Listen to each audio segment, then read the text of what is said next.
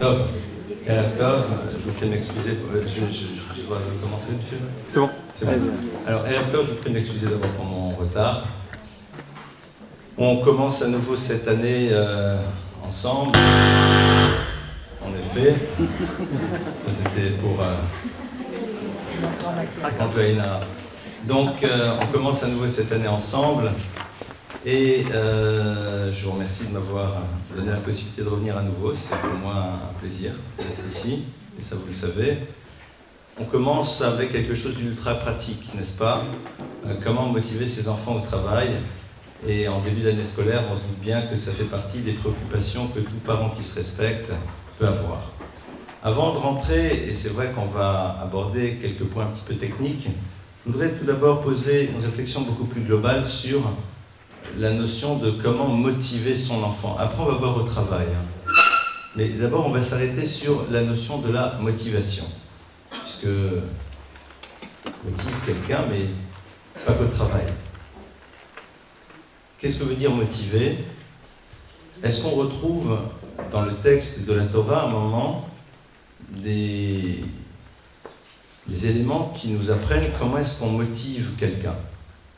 Alors, de manière assez curieuse, on prend le texte, donc alors, le début d'une relation, puisque motiver, c'est a priori, comme on l'a vu, en tout cas, motiver l'autre. On parle après d'apprendre à se motiver soi-même, mais là, ce soir, on parle comment nous allons motiver l'enfant. Donc, on va essayer de rentrer dans le monde de la relation, dans lequel vous avez d'un côté un individu qui va chercher à motiver l'autre. Alors, on prend un petit peu Bereshit, donc on a ici Adam et Ève, et là, c'est très intéressant, on a donc Adam qui va dire à Ève, qui va lui dire, bon, en fait, je te donne une info, Dieu a dit, l'arbre de la connaissance du bien et du mal, mange pas, touche pas, faire très attention, c'est quelque chose qui peut être extrêmement grave. Alors, est-ce qu'on est ici dans un principe de motivation? Peut-être pas, mais en tout état de cause, on est ici dans un principe d'argumentation. Et Adam ne fait reprendre que ce que Dieu lui avait dit. Dieu lui a dit, attention, tu ne manges pas, d'accord, il y a quelque chose qui se doit d'être ou de ne pas être, et puis il lui donne l'élément qui va être ce qu'on appelle une aide à la décision, ou alors à la non-décision, à ce qu'il ne doit pas faire. C'est-à-dire, fais attention, ne mange pas, car le jour où tu vas manger, tu risques de mourir, enfin tu vas mourir. Si on se remet dans la perspective de la relation entre Dieu et Adam, il suffit à Dieu de dire à Adam, sache que le jardin d'Éden est ouvert, tu peux y aller, tu goûtes de tout, il y a un arbre, tu ne manges pas. Point. Pourquoi? Parce que. Et là, pour des raisons qui a priori nous ignorons, Dieu lui donne la raison. Non pas la raison centrale de cet interdit, mais il lui dit, voilà, sache que si à un moment tu n'es pas à l'écoute de ma parole, voilà ce qui va se passer. Et c'est intéressant de réaliser qu'au fond, la première parole dans laquelle on incite quelqu'un à faire ou à ne pas faire est assortie d'un élément qui nous montre que la parole en tant que telle ne serait peut-être pas suffisante. Ce qui est curieux. Surtout pour celles et ceux qui ont assisté à un certain nombre de cours l'année dernière, on avait vu quand même relativement souvent que l'objectif, c'est que notre parole ait du poids en tant que telle, qu'elle ait une densité, qu'on ne soit pas obligé de donner des explications de texte, qu'on ne soit pas obligé de rentrer dans le système de la carotte et du bâton. Or, on a l'impression que c'est exactement ce que fait le texte. Donc, on va commencer à réfléchir à ça. Dieu dit à Adam, voilà, ça tu peux faire, et ça tu peux pas faire. Question numéro 2, si l'objectif c'était qu'il ne mange pas de l'arbre de la connaissance du bien et du mal, mais il n'y a qu'à dire directement. Dieu peut lui dire, Adam, sache que de cet arbre-là, tu ne peux consommer. Et Adam, dans une réflexion logique, va dire si de celui-là je peux manger, je ne peux pas manger, j'en déduis que des autres je peux. Alors dans un cours que je vous ai donné, je ne sais plus si je l'ai donné ici ou pas, sur la notion du plaisir, on voit entre autres que quand Dieu lui dit consomme, il lui dit le monde est un univers dans lequel il faut vivre les plaisirs de ce que je te propose. C'était une lecture qu'on avait faite. On va essayer d'en faire une autre. Ici, il semblerait que si Dieu a besoin de dire cela, c'est que ça risque d'être un petit peu difficile pour Adam d'avoir face à lui une règle à laquelle il va devoir se soumettre. Et donc on a ici une stratégie pour amener Adam à être dans l'acceptation. Cette stratégie, elle commence d'abord par lui faire prendre la mesure que concrètement, il y a beaucoup de choses desquelles il va pouvoir tirer profit de ce qui a été mis à sa disposition par Dieu.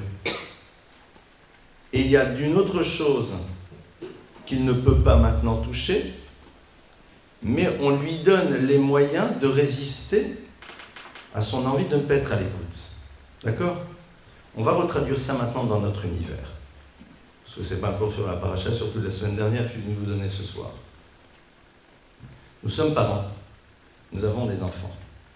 À un moment, nous avons un certain nombre de règles que nous voulons leur faire accepter. C'est-à-dire, nous voulons à un moment les amener à s'approprier un certain nombre de règles et, entre autres, comme on va voir par la suite, le fait que l'on va devoir travailler. Eh bien, on va devoir être obligé de se soumettre à ces règles qui font qu'il y a un travail à effectuer. Et là, la Torah est en train de me dire la chose suivante. Elle est en train de me dire qu'il faut d'abord que l'enfant, je le traduis de cette manière maintenant, voit en quoi il a par ailleurs un certain nombre de bénéfices dans la relation que tu as vis-à-vis de lui. C'est cette consommation de tous les arbres qui symbolise cela. Je lui dis, mais tu sais, Dame, mange, hein. Tu vois, en deux mots, il y a des choses que je t'apporte. Il y a un bénéfice, il y a quelque chose d'intéressant dans notre histoire commune. C'est, t'as vu tout ce que j'ai mis à ta disposition? Pourquoi? Parce que la nature est ainsi faite, c'est que tant que je ne montre pas à l'autre ô combien il y a des éléments positifs qui sont présents à l'intérieur de notre histoire, il se focalisera sur la difficulté éventuelle de ce que je vais lui demander et ne sera pas capable de se rappeler que par ailleurs il y a toutes sortes de choses très intéressantes dans la relation. Car ainsi est fait l'humain, et qui dit cela entre autres, Rabbeinu Asher, le Roche, qui dit Darkan Shelabriot, le galot et araot, ou la alim et atovot, la nature profonde de l'humain, c'est de révéler sans arrêt ce qui ne va pas et d'oublier tout ce qui va. Alors vous comprenez bien que si en plus on ne met pas le point sur ce qui va, il y a de fortes chances qu'on l'oublie radicalement.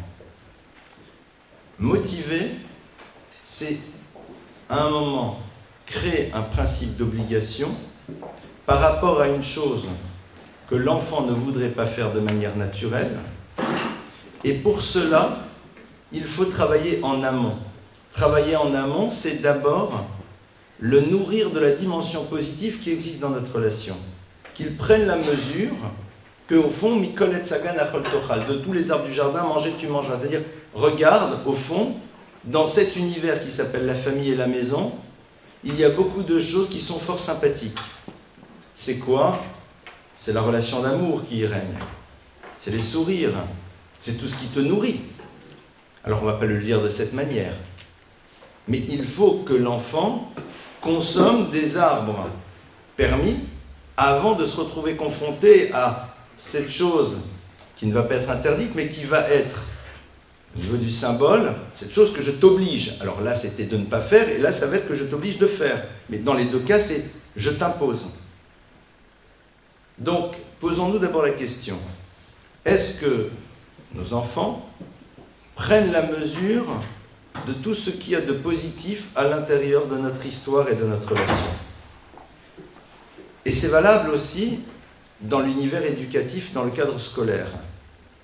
Est-ce que l'enfant voit au-delà de ce qu'il va être obligé de faire en rentrant chez lui à la maison le soir pour satisfaire le professeur, est-ce qu'il voit les arbres qu'il consomme?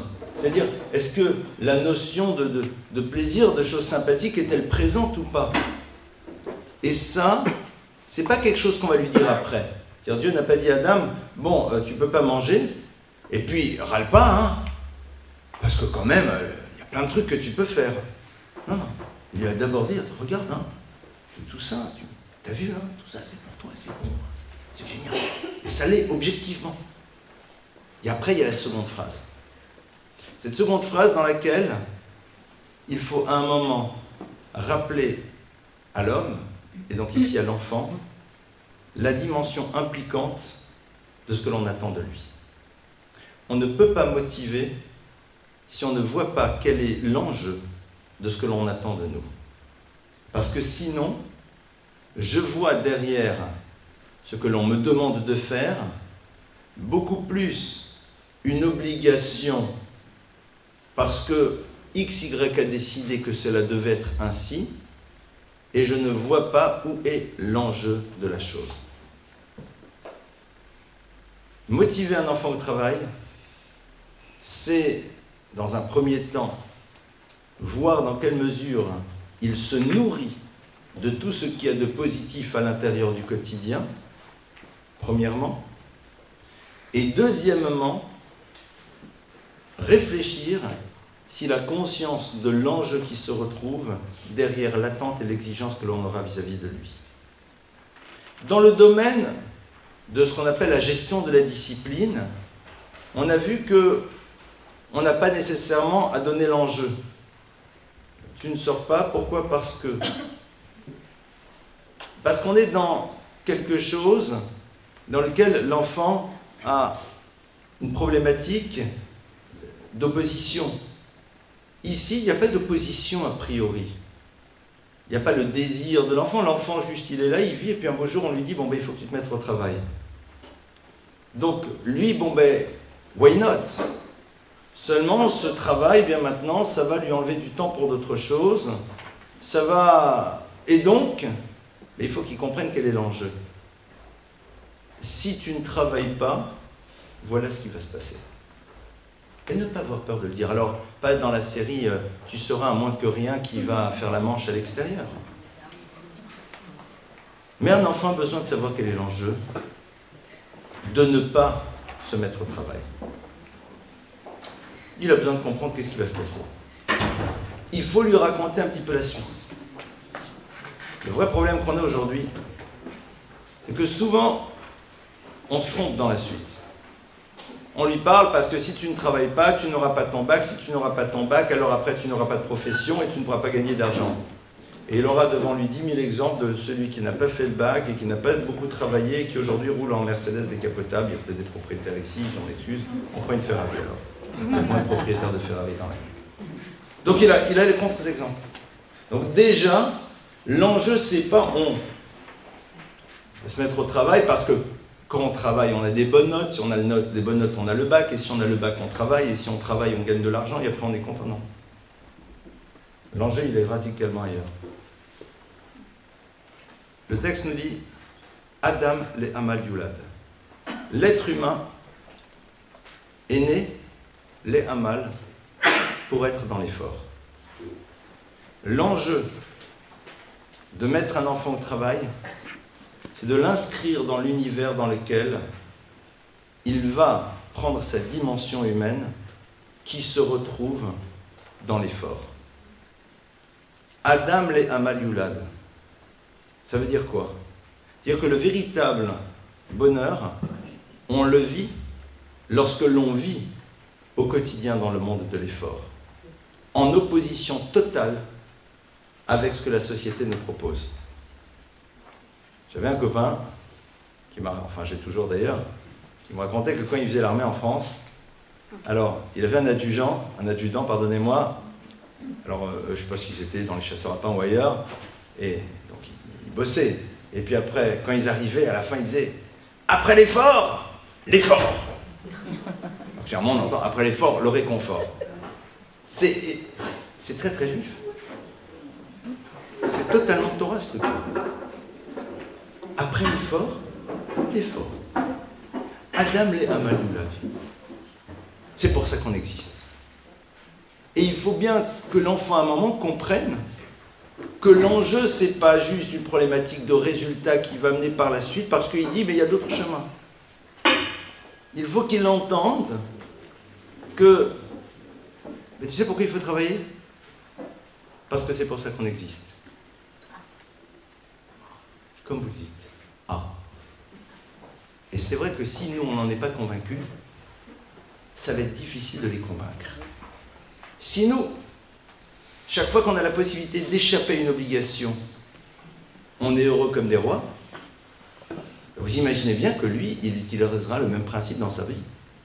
Dès le moment où je peux échapper à une quelconque forme d'obligation, génial. Et donc dans ce cas-là, pourquoi voudrais-tu que je me mette au travail comme tu l'attendes? Qu'est-ce que tu veux, des résultats? C'est bon. Il y a une stratégie nouvelle qui est apparue sur Internet, comment obtenir des résultats même sans travailler. Il y a un système de copier-coller parfait, etc. Go. C'est pas ton problème. Mais c'est dramatique. Pour sa construction en tant qu'être humain.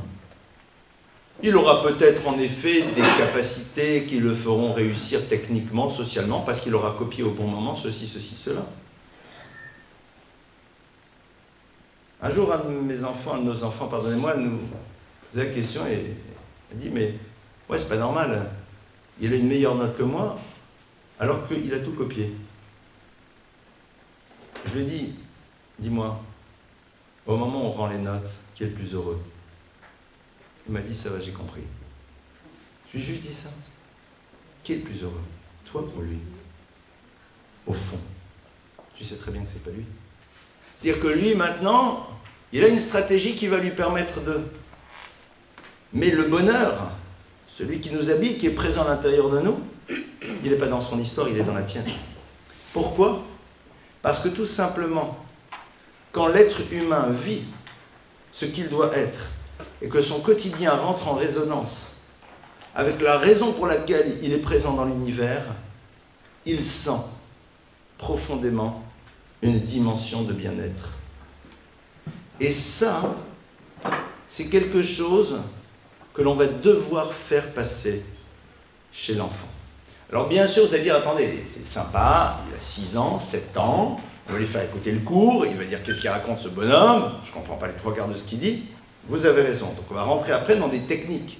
Mais n'oublions pas, quel est l'objectif final? Qu'est-ce qu'on nous, on a dans la tête, nous, en tant que parents? Qu'est-ce qu'on veut? Quel est le but ultime? Essayez de vous imaginer un de vos enfants qui vous apprend qu'il a eu le bac, mais vous apprenez que il a réussi à mettre en place une connexion avec quelqu'un à l'extérieur qui lui a donné toutes les réponses. En dehors du fait que ça peut un peu décevoir d'avoir un enfant qui triche, et même ça peut être bouleversant, qu'est-ce que vous allez ressentir? Une forme de désespoir. C'est ça que j'ai construit, c'est ça que j'ai élevé. On le sait. Donc, l'objectif au fond, c'est pas de les mettre au travail pour qu'ils amènent des résultats. C'est pas de ça dont il s'agit. L'objectif, c'est que derrière cela, on leur donne et on met en place chez eux la raison d'être de l'existence de l'être humain. Est-ce que ce point-là est bien clair? Et je pense qu'il faut vraiment qu'on essaye, chacun d'entre nous, de prendre le temps d'y réfléchir. Adam, Le'amal Yulad. Et quand vous prenez le terme de Le'amal, l'individu était fait pour l'effort. Alors, Le'amal, j'ai envie aussi de voir dans le mot Le'amal la présence de Me'al, Me'al qui veut dire le dépassement. Le'amal, ce sont les mêmes lettres aussi que l'ilmod almenat le lamed, l'ilmod almenat la sot. Apprendre pour pouvoir transmettre. Apprendre pour pouvoir faire. Pour pouvoir agir. Donc c'est ça au fond qui doit rester chez eux, cette notion de Hamal. La Torah nous le dit d'ailleurs de manière claire. Si vous gardez mes lois, et si vous respectez mes commandements, et toutes les bénédictions. Et Rashi nous dit, si vous allez dans mes lois, et Rashi nous dit, quoi? Shetiyu amelim batorah. Que vous soyez en train de faire des efforts dans la Torah. Il n'y a pas marqué chez Tilmedou que vous allez apprendre.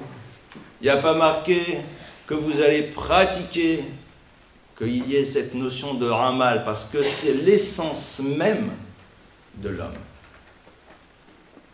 Et c'est de là que découlent toutes les bénédictions, non pas dans un système « j'ai bien fait, monsieur le bon Dieu, tu peux m'envoyer les bénédictions ».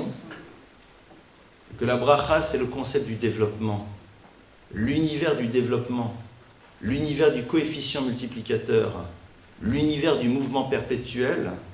Il prend son origine dans une histoire dans laquelle cette notion est présente. Et je peux vous rassurer, un enfant qui ne vit pas cette atmosphère à la maison, il va falloir que vous commenciez à faire des économies pour prendre les profs particuliers. Parce que je ne peux pas pousser un enfant à se mettre dans un univers alors que cette atmosphère n'est pas présente chez nous à la maison. Et donc, motiver un enfant au travail, c'est très simple. C'est d'abord voir si chez nous, la notion du Hamal est-elle présente? Et si oui, sur quoi et en quoi l'enfant l'aperçoit-il? Où sont nos propres dépassements à nous? Où sont nos propres efforts au quotidien à nous, qui ne sont pas dictés par des obligations techniques vis-à-vis desquelles on n'a pas le choix? Pourquoi on se bat? Pourquoi on rechigne et on se dit mais c'est pas grave, on n'a pas le choix, on y va quand même? Voilà. Et là-dessus, si on n'a pas au moins un des deux dans le couple qui est là-dedans, comme disait l'autre, bonjour tristesse. C'est-à-dire que ça va être légèrement compliqué. Donc ça, c'est le point de départ. Donc pour l'instant, on n'est pas encore dans des stratégies pédagogiques le soir à 18h30 pour leur faire leur maths. D'accord? Donc déjà, que cette notion-là soit présente. Deuxièmement, comme on l'avait vu, Mikol et Sagan Achol Tochal. Bien faire ressurgir le fait que dans cet univers-là, il y a plein d'arbres, c'est-à-dire que papa et maman qui vont être aussi à un moment l'arbre interdit, c'est-à-dire le truc tu dois faire ou tu dois pas faire, c'est-à-dire le truc qui, vraiment l'expression un peu légère qui me casse les pieds, quoi, mais par ailleurs, il y a tout ce que tu peux manger, il y a tout le reste, d'accord? Donc, tout le reste, c'est tout ce qui me nourrit. Donc, un enfant peut être à l'écoute d'une parole qui lui dit non ou tu es obligé, si cette parole à un moment la nourrit de tout ce qui lui fait plaisir. Et qu'est-ce qui fait plaisir à un enfant? C'est un sourire, c'est de la gentillesse, c'est de l'écoute, c'est du compliment. De temps à autre aussi, un paquet de bonbons. Mais ça, c'est juste... Et pourquoi c'est ça qui le nourrit? Parce que ça demande des efforts. Alors que les Candy Planet, il faut juste avoir 2,65 € en poche, ça dépend des magasins, et c'est bon, il l'a. C'est beaucoup plus difficile de nourrir un enfant d'un moment d'écoute, d'un moment d'attention, d'un moment dans lequel on lui raconte l'histoire, que de lui donner un paquet de bonbons. Et donc c'est la raison pour laquelle les stratégies paquet de bonbons marchent un tout petit peu parce que c'est du business. Parce que pour que je l'ai, il faut que je fournisse un petit effort, sinon je n'aurai pas. Mais un jour il sera indépendant financièrement, laissez tomber. Hein. Sauf si vous passez à la caisse supérieure. Le scooter, le machin, le iPad, le machin. Mais sinon, ça y est, j'ai plus besoin. Je vais vous raconter une expérience que j'avais vécue. Jeune papa, les enfants allaient à l'école et puis le soir, ils sortaient et bon, il m'arrivait quand même de les chercher. Et je me rappelle d'un copain ou deux des enfants qui tous les soirs, victorieusement, revenaient de la boulangerie cachère d'à côté avec leur pain au chocolat. Ou alors avec leur pain au raisin. Et quand j'explorais un petit peu plus, ces enfants rentraient à la maison, ben, ils avaient leurs pommes, leurs poires, leurs bananes, éventuellement les gâteaux de maman. Une fois extraordinaire, ils pouvaient éventuellement peut-être avoir un pain au chocolat. C'est pas un problème de budget, c'est un problème passé. Quand tu vas, tu achètes un pain au chocolat. Et le père me disait, non, mais tu comprends, parce qu'après, ça les motive, ça les machin. Je connais la suite de l'histoire aussi. Ça n'a pas vraiment motivé, ça a même surtout donné d'autres résultats. Mais parce que tout simplement, c'est plus simple de dire, mon chéri, prends le truc et va te l'acheter, et comme ça. C'est une solution de facilité. Donc déjà, cette notion-là, ils doivent la ressentir. Alors si vous leur achetez tous les soirs des pains de chocolat, ne supprimez pas tout du jour au lendemain. Mais et si vous n'êtes pas du tout pâtisserie, continuez à les acheter. Mais comprenez bien que, il faut savoir ce que vous avez au moins dans votre tête à ce moment-là. Est-ce que c'est une solution parce que tout simplement on n'arrive pas à s'organiser techniquement au niveau des goûters, donc c'est plus simple? Why not? Ou alors, parce qu'inconsciemment, on sait qu'ils vont être contents, et donc comme ils vont être contents, alors on a peut-être plus de chance à la maison de les mettre devant les devoirs. Si c'est la solution A, suivez des cours de pâtisserie. Si c'est la solution B, il va falloir maintenant vraiment commencer à se remettre en cause. Et je vous le dis très sérieusement. Parce que, par la suite, c'est un état d'esprit qui ne sera pas là et qui va rendre cet enfant malheureux. Un enfant qui n'a pas été habitué à ce que veut dire faire des efforts est malheureux parce qu'il sait qu'il doit, mais il ne sait pas. Il ne sait pas. Il n'a pas les forces intérieures pour dépasser le moment dans lequel on n'a qu'une envie, c'est de s'asseoir et de dire stop, comme nous tous. Et dans lequel on dit j'ai pas le choix. Cette capacité de se dire demain il y a un truc, j'ai autre chose, il va falloir que je travaille jusqu'à 4 h du matin et demain je me lève à 7 h et je vais à mon truc, j'ai pas le choix, je le fais. Et c'est comme ça. Et c'est ça qui construit, à terme, pas juste une réussite, mais un individu. Ça va être donc l'enjeu. Donc bien réfléchir, et les personnes qui ne l'ont pas, si vous analysez, c'est que pour des raisons qui ne vous appartiennent sans doute pas trop, les parents ont parfois un peu oublié d'installer ça chez vous. Et donc c'est pour ça que c'est très difficile. Et donc ne vous sentez pas coupable de ne pas réussir à faire quelque chose qui n'a pas fait partie de l'héritage familial qu'on a oublié de nous apprendre. Pour les raisons qui ont été celles des parents qui, au contraire, voulaient protéger les enfants, parce que comme les parents ont été parfois en surdose d'efforts, parce que la nécessité de la vie faisait que, alors ils ont voulu protéger. Mais ils ne se sont pas rendus compte qu'en voulant protéger, ils faisaient disparaître cette dimension-là, et que par la suite, pour relancer la machine, ça va être un peu compliqué. Alors on commence step by step. On se dit, ok, pour moi c'est très compliqué, je prends un point et je vais sur ce point-là, pour réintroduire dans l'atmosphère familiale cette dimension-là. Ça, c'est donc un premier point. Maintenant, comment motiver nos enfants au travail? On a dit, il faut qu'ils comprennent où sont les enjeux. Et les enjeux, donc, c'est pas donc tu vas louper ton bac, donc ceci, cela. Alors qu'est-ce qu'on va leur dire? Et là, maintenant, on va rentrer dans le concret. Tout d'abord, motiver ses enfants au travail commence quand ils n'ont justement pas de travail. C'est-à-dire, alors certains vont dire, mes enfants ont déjà 12 ans, on va y revenir par la suite, mais on commence au GAN. C'est quoi? L'univers du GAN, même avant le GAN.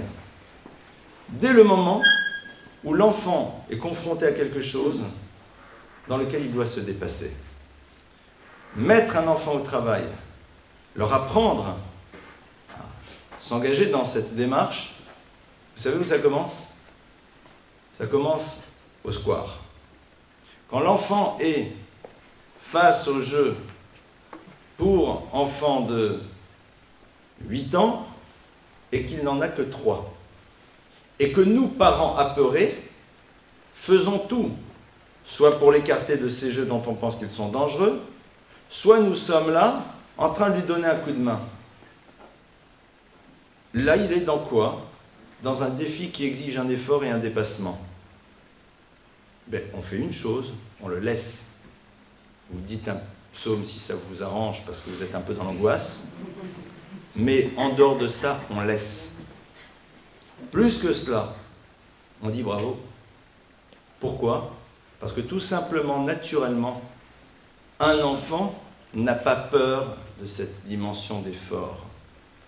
C'est sûr et certain que si on coupe le truc, alors pour que par la suite il puisse se réenclencher là-dedans, ça va être un peu plus compliqué. Donc, ne leur facilitons pas les choses. Ne leur facilitons pas les choses. C'est-à-dire qu'à tous les niveaux, nous on a tendance, les pauvres, les pauvres, les pauvres, les pauvres. Ne leur facilitons pas les choses, ne leur trouvons pas sans arrêt des solutions à leur place. Qui se débrouillent. Et j'y arrive pas. Débrouille-toi. Alors, dites-le de manière plus soft. Mais c'est là où ça se passe. Attendez, aujourd'hui, ils ont des biberons, on dirait des fusées thermonucléaires. Et c'est là, et tout est facilité, machin, etc. et tout. Ah non, c'est un peu compliqué de... Ah ben vas-y mon frère, bats-toi. Vous savez, c'est très intéressant. Alors, il n'y a aucune forme de jugement, frère de Shalom, parce que d'abord, je ne sais pas de quoi je parle, même si je suis papa. Mais c'est comme quand un enfant est nourri par sa mère, et que sa mère veut l'allaiter. Et que parfois, la mère arrête, elle dit, c'est trop compliqué. Ouais, c'est sûr. Cet enfant, à quel moment il a perçu que la maman, elle faisait des efforts? Alors, pour certaines mamans, c'est trop difficile. Il y a mille et une raisons. Mais parfois, c'est juste, oui. C'est compliqué. C'est compliqué, ça demande du amal, de l'effort. Et d'appeler des gens qui connaissent un peu mieux que nous, et qui vont nous conseiller, et d'attendre que ça monte, et d'attendre que ceci, et d'attendre que cela, etc. Et tout. Et puis en plus, le mari ne peut pas faire le relais à 2 h du matin. C'est vrai, comme Tzotkim, vous avez raison. Mais concrètement, est-ce qu'on fait un effort? Il y a un vrai effort. Il y a un moment, pourquoi on en fait? Parce qu'on connaît l'enjeu. Mais l'enfant, il est nourri aussi de ça. Ça nourrit. On n'est pas juste dans la parole, on est aussi dans une histoire qui se communique. Je me rappelle mon nombre de personnes qui même, devant leurs enfants, racontaient « Ah non, non, c'était beaucoup trop compliqué, donc c'est pour ça que j'ai arrêté. » Et c'était tellement plus simple. Super la leçon de vie. Même si ça s'est passé comme ça, au moins, ne le dites pas. Parce que sinon, ça... Donc, concrètement, ça commence là au GAN, ça commence à l'extérieur, ça commence au jardin, ça commence ceci, ça commence cela. Et mettre de côté nos inquiétudes. Et qu'est-ce que tu as mangé, et qu'est-ce que tu as fait, etc. Débrouille-toi. Alors bien sûr, on ne dira pas débrouille-toi à un enfant de 2 ans, comme un enfant de 5 ans, comme un enfant de 6 ans, comme un enfant de 9 ans, de 12 ans. Vous vous rendez compte, ils étaient à la colo et après, le soir, ils ont dû faire, ils n'ont pas réussi à manger jusqu'à 10 h parce qu'ils les ont obligés à faire un feu. Ouais, c'est vrai. On a dû se battre pour ne plus avoir faim, pour réussir à cuire des pommes de terre sous la cendre, et on avait tellement faim qu'on les a mangées à moitié crues. Ah mal. Et nous là, mais attendez, mais paye le double à la colo. Ils ont fait passer un truc énorme. Ah mal. Ben pour manger, mon frère, tu te lèves, tu vas chercher le bois, tu le coupes, tu le sèches, tu machin, etc. Et tu n'arrives pas à l'ouvrir, etc. Et c'est pas la cuisinière. Et... Qu'est-ce qu'on fait? Allez, on va à la pizzeria. Et bonne sur le lin, quel dommage. Un mal. Je vous donne d'autres exemples parce que les petits sont là, ils nous voient. On va faire les courses. Alors maman, elle a dit à papa, peux-tu m'acheter le camembert, Prince, machin chouette? D'accord? Il a dit, essaye s'il te plaît de trouver celui-là parce que les autres, ils ne sont pas géniaux, etc. On rentre dans le magasin A. Il n'y a pas le camembert, Prince, machin. 2 options. Option 1, on dit rien à personne, on rentre à la maison, on dit il n'y avait pas. Option 2, on la fait plus sympa, on appelle à la maison et on dit il n'y a pas, peut-être que je peux prendre l'autre. Option 3, on sort et on va dans un autre magasin. C'est sûr que s'il a 3 km à pied, peut-être pas. Ben pour obtenir quelque chose que maman a dit que c'était important, ben on se bat. On fait un effort. Et ça, voilà, là vous pensez que j'allais donner les règles, alors le soir, on va y arriver quand même. Mais c'est ça. C'est-à-dire qu'à un moment, il voit que ça ne marche pas, on va faire un effort. Et donc ça les imprègne. Donc pour eux, ça fait quelque chose qui fait partie de leur histoire. Et ça, après, il faudra juste transformer l'essai. Mettre ça en place dans l'univers, en effet, scolaire et du travail. Mais comme on a vu que c'était cette notion de la maths qui était fondamentale, d'abord, leur inoculer le truc. Et se saisir de toutes les occasions pour pouvoir justement leur montrer que nous le faisons et que c'est quelque chose. On aurait pu choisir une autre solution, eh bien non. Et alors on va dire, mais pourquoi t'appelles pas et pourquoi truc? Parce que tout simplement, maman a demandé que il est normal qu'on fasse des efforts, même si c'est vrai que c'est un peu fatigant. De la même manière, mais papa, pourquoi je dois faire des maths puisque de toute façon après je veux faire philosophie? Ah, t'as raison, mais néanmoins le prof a dit qu'il fallait faire des maths et donc il est normal qu'on fasse des maths. C'est le même discours, dans un cas c'est une histoire de camembert, dans l'autre cas c'est l'histoire du corbeau et du renard, quoi. C'est la même idée. Et ça, c'est un état d'esprit qu'ils ont. Donc déjà ça, vous voyez que le travail, on peut le faire quand ils sont petits. Et maman, il est où mon stylo rouge pour faire le truc? Il doit être dans... Mais maman, je ne le trouve pas. Ben écoute, cherche-le. Ah, ben... Laissez-le chercher. Pourquoi? Un mal, effort. Papa, dis-moi, 12 fois 7 divisé par 24, multiplié par 375, ça fait combien? Je sais pas. C'est comme le stylo rouge, hein, je sais pas. Oh, aide-moi. Débrouille-toi. Comme pour ton stylo, c'est le même principe. L'enfant doit s'habiller très... Oui, j'y arrive pas, c'est difficile, je trouve pas. Ben vas-y, bats-toi. Bats-toi. C'est pas plus compliqué que ça. Et au bout d'un moment, ben, il sait que c'est comme ça que ça fonctionne dans la vie. Et donc il n'a même plus besoin qu'on soit derrière, puisque de toute façon il sait que ça ne sert à rien. Ça ne sert à rien d'appeler papa au secours ou maman au secours, sauf si vraiment il est coincé.